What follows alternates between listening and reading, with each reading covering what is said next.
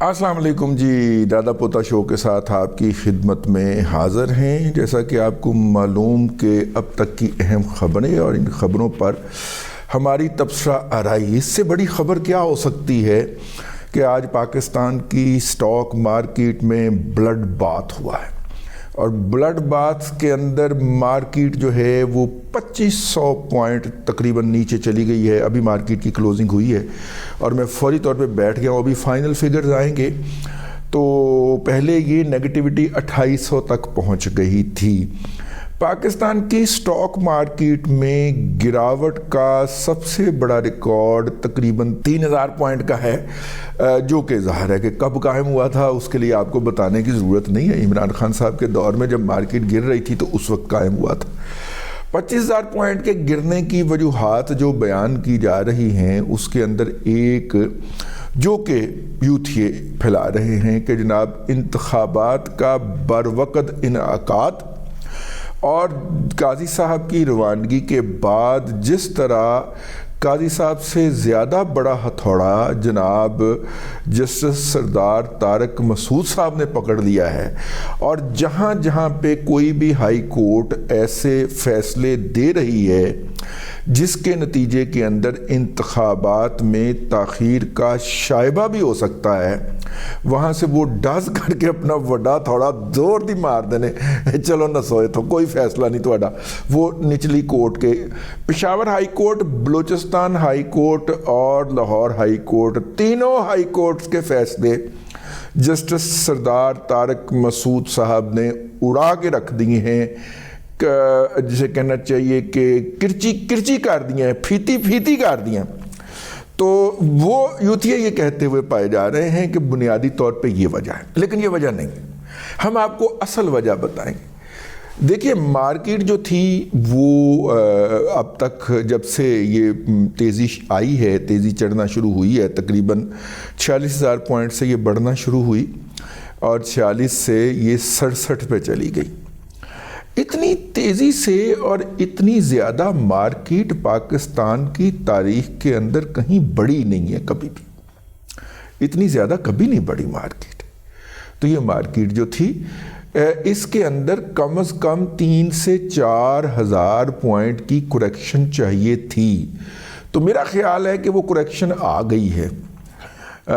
اگر مجھے آپ یہ کہنے کی اجازت دیجئے، کیونکہ 2500 پوائنٹ آج گیا ہے، تقریباً 1000 پوائنٹ کل گیا تھا، تو یہ کچھ 3500 پوائنٹ کا بنتا ہے۔ تو 4000 پوائنٹ کی کریکشن جو تھی وہ ڈیو تھی، تو یہ وہ کریکشن آ گئی ہے۔ ویسے بھی اتنی بھاری کریکشن ہو یا اتنا بھاری فال ہو تو اگلے دن مارکیٹ اس کے اوپر تھوڑا سا ریئیکٹ کیا کرتی ہے۔ ایک تو یہ اس کی ٹیکنیکل ریزننگ ہو گئی، وہ کل کرے گی یا نہیں کرے گی، لیکن یہ ہے کہ کرے گی۔ اچھا، پہلی بات تو یہ ہو گئی۔ اچھا جی،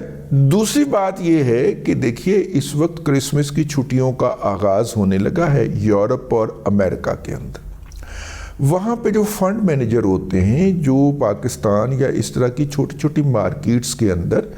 ٹریڈ کر رہے ہوتے ہیں، انہوں نے اپنے فنڈز کلوز کرنے سے پہلے اپنا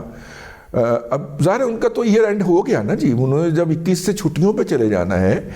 تو 20 تک تو ان کا ایئر اینڈ ہو گیا نا، وہ تو 31 کا انتظار نہیں کریں گے۔ یہ تو ہم اور آپ گرم علاقوں کے رہنے والے لوگ ہیں جو کہ اتنی لمبی چھٹیاں نہیں کرتے یا اتنی لمبی چھٹیوں پہ نہیں جاتے، تو ہمارا ایئر اینڈ جا کے 31 دسمبر کو ہوتا ہے، تو ان کا تو ہو گیا جناب۔ اب دوسری طرف آ جائیے، وہ جانے سے پہلے چاہیں گے کہ وہ شیئر جو انہوں نے 3 روپے پہ اٹھایا تھا 3.5 روپے پہ، اور اب وہ 7 روپے کا لیول ٹاپ چکا ہے،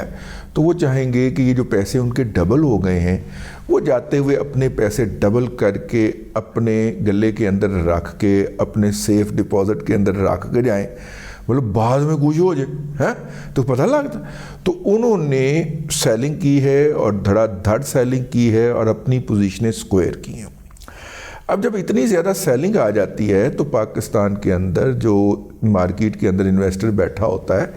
اس کے پاس اتنی کیپیسٹی نہیں ہوتی۔ دوسرا وہ کہتا ہے کہ جناب میں سستا مال کیوں نہ خریدوں، سستا ہونے دیں، تو وہ پھر مارکیٹ کے اندر انویسٹر نہیں گھستا۔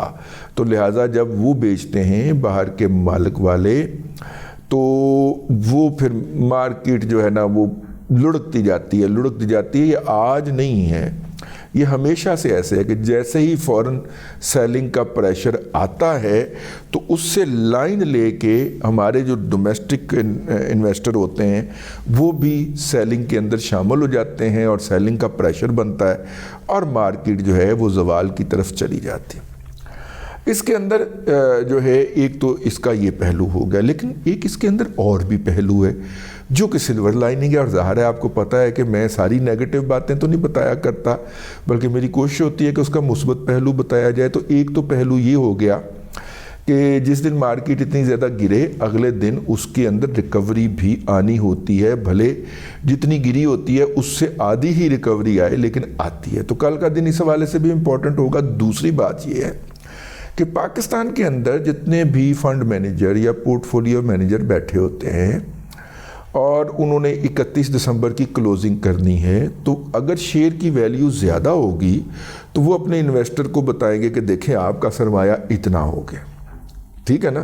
اگر شیئر کی ویلیو کم ہوگی تو وہ اسی جدوجہد جو انہوں نے اب تک کی ہوگی اس کے ساتھ وہ دکھا پائیں گے کہ اوہ آپ کا تو کم ہو گیا. تو کم ہونے کا دکھانے والا تو مینیجر نہیں ہوتا نا کوئی. تو لہٰذا یہ اب 31 دسمبر تک پاکستان کی سٹاک مارکیٹ کے اندر ایک ریلی آ سکتی ہے, بن سکتی ہے. میں کوئی اسپیکولیشن نہیں کر رہا, لیکن میں آپ کو بتا رہا ہوں کہ پاکستان کے اندر ادارہ جاتی جو ہیں, مطلب کسی بینک کے پاس ہے, کسی بینک نے انویسٹمنٹ کی ہوئی ہے اور اس کا پورٹ فولیو جو ہے وہ اس ایک دن کے ڈکلائن کے نتیجے کے اندر اگر 70 ارب سے 60 ارب روپے کا رہ جاتا ہے, میں مثال کے طور پہ بات کر رہا ہوں, تو اس کو تو ٹاپ باسز ماریں گے جتیاں کہ تم کی پرفارمنس کی تھی, بیچارے نے جتنی مرضی پرفارمنس دی ہو. لہٰذا اب وہ جمپ اس کو پش کرے گا. پش کرنے کا کیا مطلب ہے کہ وہ شیئر جو ہیں وہ پراپر ویلیوز کے اوپر خریدنے کی کوشش کرے گا. تو اس کے خریدنے سے ایک مارکیٹ میں ڈیمانڈ جنریٹ ہوگی, وہ پل کرے گی اور انڈیکس اوپر کو جا سکتا ہے. تو 31 دسمبر تک جو ہے اس میں ایک اور بھی بن سکتا ہے. تو یہ ہے جی آج کی سب سے امپورٹنٹ خبر. اب ہم چلتے ہیں جناب آج کی خبروں کی طرف, اور خبریں ہیں اسٹیٹ بینک آف پاکستان نے ایک پوڈ کاسٹ کیا ہے جی, اور ان کے کچھ ڈائریکٹر صاحب ہیں اس کے ریلیٹڈ, انہوں نے اس میں اپنا مانیٹری پالیسی سے ریلیٹڈ, اور انہوں نے بتایا ہے کہ جناب اسٹیٹ بینک آف پاکستان جو ہے 22% پہ شرح سود رکھنے کا جواز کیا تھا, یہ انہوں نے بتایا ہے. اس کے بعد جی لانگ ٹرم معاہدوں کے لیے چین صرف منتخب حکومت سے بات کرے گا, یہ بھی ایک خبر چھپی ہوئی ہے. اس کا مطلب ہے کہ چین ابھی تک جو ہے وہ پاکستان کے ساتھ بات کرنے کا متمنی ہے. اور اس کے علاوہ جناب اللہ آپ کا بھلا کرے کہ ورلڈ بینک نے کہا ہے کہ ترسیلات زر میں کمی ہو سکتی ہے کیونکہ پاکستان کے اندر یہ عالمی رجحان کے تحت ہوگی, اور 20% تک ترسیلات زر میں کمی ہو سکتی ہے. اور اس سال یعنی 2023 کا مالی سال جو ہے جو 30 جون 2024 کو ختم ہوگا, اس مالی سال میں ترسیلات زر جو ہیں وہ 24 ارب ڈالر تک رہ سکتی ہیں. اب اسٹیٹ بینک آف پاکستان یہاں پہ فالٹ کر رہے ہیں. پوچھو کیوں؟ ہاں میں عرض کرتا ہوں. اسٹیٹ بینک آف پاکستان اس لیے فالٹ فرما رہے ہیں کہ انہیں پتہ نہیں ہے کہ انہوں نے اب تک جتنے پیسے آئے ہیں نا باہر سے ان کا ریکارڈ مد نظر رکھ کے تو پریڈکشن فرمائی ہے, ٹھیک ہے. حالانکہ اسٹیٹ بینک آف پاکستان کو پتہ ہونا چاہیے کہ ہمارے ہاں 2 عیدین آنی ہیں, اور عیدوں کے اوپر جو ہے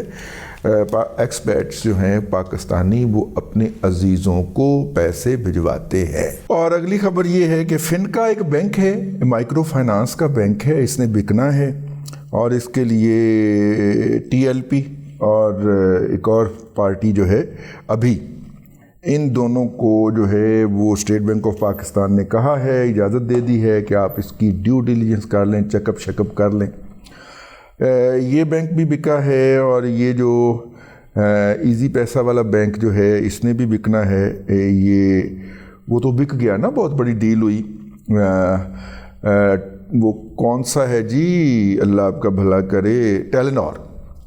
ناروے نے پاکستان میں سے اپنی سرمایہ کاری نکالی ہے اور ٹیلی نار بیچ دیا ہے پی ٹی سی ایل کو، اور پی ٹی سی ایل جو ہے وہ اس وقت یو اے ای کے پاس ہے، اور یو اے ای کے انویسٹر نے جو ہے وہ ٹیلی نار جو ہے وہ خرید لی ہے۔ اچھا، انڈائریکٹلی خریدی ہے انہوں نے، ڈائریکٹ نہیں خریدی، لیکن یو اے ای جو ہے وہ ٹیلی کام سیکٹر میں بہت بڑے طریقے سے تھا، وطین تھا ان کا، وطین تھا یو اے ای کی رائل فیملی کا، اس میں سے وہ نکلا، وہ بیچ گیا۔ اور پھر یہ جو ہے اللہ آپ کا بھلا کرے، ہمارا جو جیز والا جو ہے موبی لنک میں تھے وہ اس میں سے نکل گیا، اس کو رشین نے بائے کر لیا۔ اب یو اے ای کو دوبارہ پاکستان کی معیشت کے اندر کوئی پوٹینشل نظر آیا ہے اور وہ واپس آیا ہے، اور اس نے انڈائریکٹلی طور پہ پی ٹی سی ایل کے ذریعے خریداری فرمائی ہے ٹیلی نار کی۔ ٹیلی نار کی زیادہ تر ریچ جو ہے وہ فار فلنگ ایریا کے اندر اور خاص طور پہ ناردرن ایریاز کے اندر ہے۔ اب ناردرن ایریاز میں اس کا مقابلہ جو ہے ساروں نے ایک ٹیلی کام کمپنی لانچ کیتی ہوئی ہے نا ناردرن ایریاز میں، انہوں نے نال ہے ناردرن ایریاز میں ان کا مقابلہ ان کے ساتھ ہے، تو کمپنی پروفٹ کتوں آنی سی، ٹھیک ہے نا، کمپنی پروفٹ میں نہیں آ سکی، تو اس لیے انویسٹر بھاگ گیا۔ اب یو اے ای والے جو ہیں پی ٹی سی ایل والے جو ہیں اس کو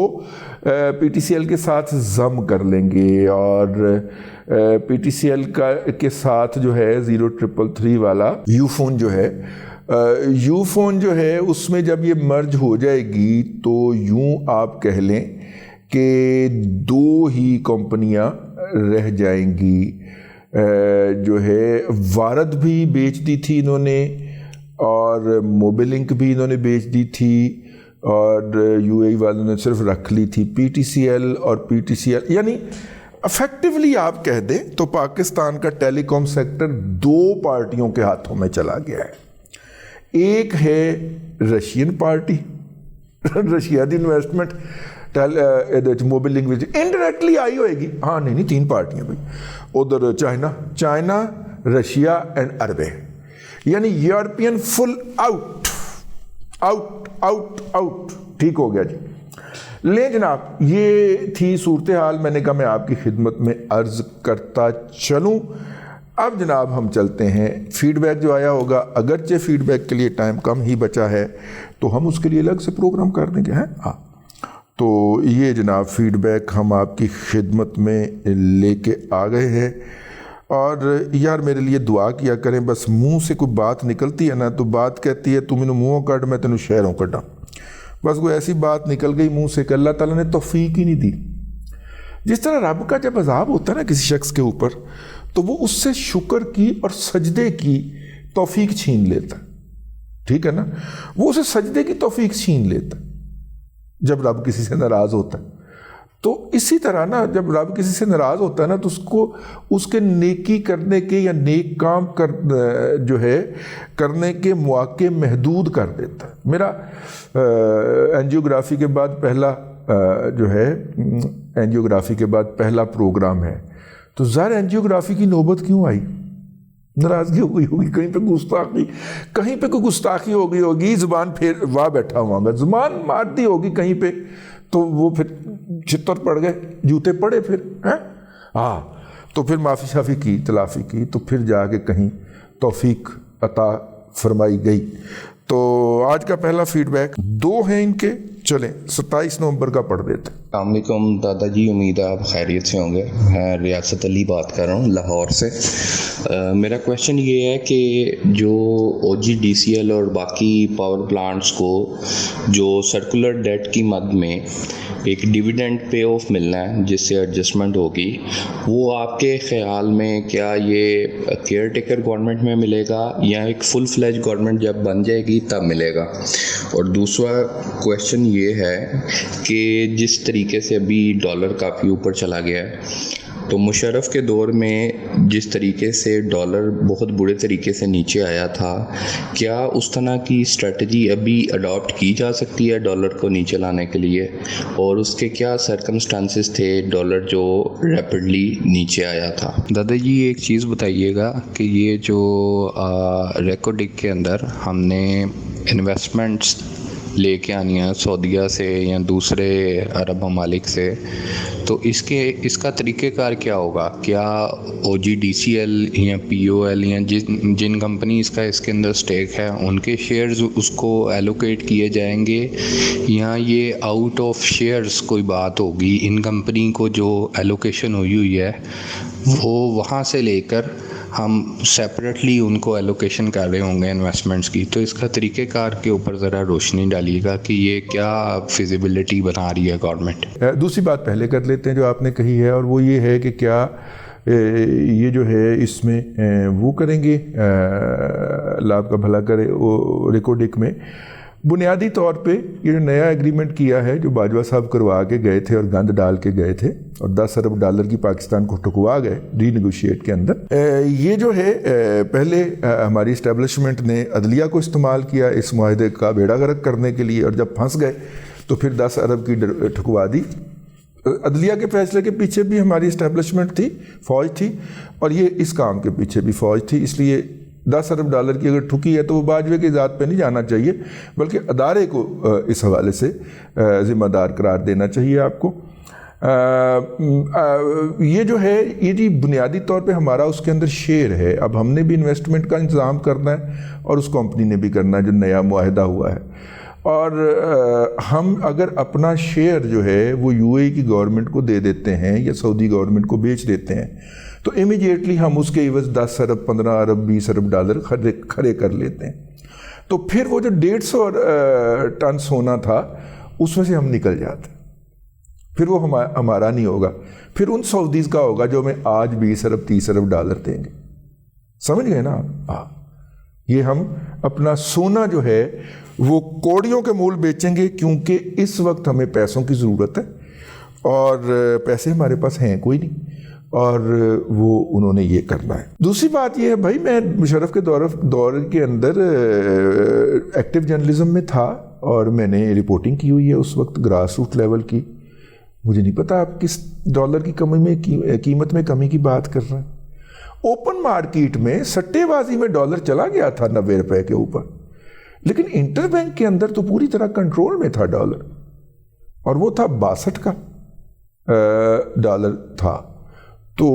انہوں نے انٹر بینک کو کنٹرول کر کے صرف اوپن مارکیٹ کو تھوڑا سا ریگولیٹ کر لیا تھا، تو اوپن مارکیٹ بھی کنٹرول ہو گئی تھی، ٹھیک ہے نا؟ تو اس لیے اس پہ نہیں، دیکھیے ماہرین جو ہے وہ اندازہ لگاتے ہیں کہ ملک کے جو مسائل ہیں یا جو بھی ہیں ان کے نتیجے کے اندر کرنسی کی ویلیو کیا ہونا چاہیے، تو اس وقت ہمارے ماہرین کا خیال ہے کہ ڈالر کی قدر ان گئے گزرے حالات میں بھی کسی طور پہ بھی 230 240 روپے سے اوپر نہیں جانی چاہیے، نہیں ہونی چاہیے۔ تو آپ سمجھ لیں کہ 240 سے اتنا اوپر جتنا بھی ہے وہ ہم سود ادا کر رہے ہیں، پریمیم ادا کر رہے ہیں، بھتہ ادا کر رہے ہیں، غنڈہ ٹیکس ادا کر رہے ہیں عالمی قوتوں کو، ٹھیک ہے؟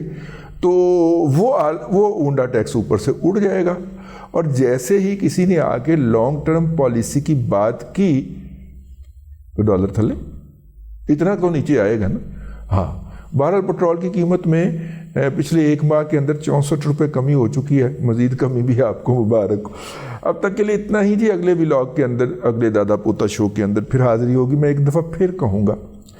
کہ کبھی بھی کوئی اچھا کام کریں تو اس کی تشہیر نہ کریں، وہ ناراض ہو جاتا ہے، پھر لپیڑا مارتے ہیں، جیوگرافی قربان کال دینا، اور توفیق مانگتے رہا کریں، وہ سجدوں کی توفیق عطا رکھے، وہ نیک کام کرنے کی توفیق عطا کیے رکھے، کیونکہ اس کی توفیق کے بغیر ہم کچھ کر نہیں سکتے، اور جس سے وہ ناراض ہوتا ہے اس کو پھر وہ شاعر اسلام کا مذاق اڑانے کے اوپر لگا دیتا ہے، پھر لوگوں کی مت ماری جاتی ہے اور وہ جا کے اس کے مہمانوں کو گالیاں دیتے ہیں، ان کے بال کھینچتے ہیں، سمجھتے گئے وہ بھی۔ اگلے دادا پوتا شو میں پھر ملاقات ہوگی. اللہ تبارک و تعالیٰ آپ کو آسانیاں عطا کرے اور آسانیاں خلق خدا میں تقسیم کرنے کی توفیق عطا کرے.